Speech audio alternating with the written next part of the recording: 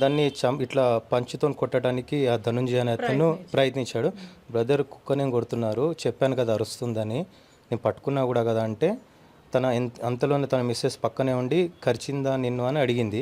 కరిస్తే దాన్ని ఇప్పుడే మెడలు ఇచ్చి చంపేయానా నేను, దాన్ని ఎందుకు వదులుతా అని ధనుంజయ అన్నాడు. అన్న తర్వాత కుక్కలతో నేను కొట్లాడా బ్రదర్ అనగానే తన వైఫ్ వెనకాల నుంచి మేము కుక్కలతో కొట్లాడడం, ఏదన్నా మనుషులనే కొట్టేస్తామని వాళ్ళు వల్గర్ లాంగ్వేజ్ యూజ్ చేయడం స్టార్ట్ చేసేసారు. అలా ఎందుకు చేస్తున్నారు బ్రదర్ అనగానే మీదికి వచ్చేసాడు. మీద కేసెస్ రాసేసి పంపించేశారు.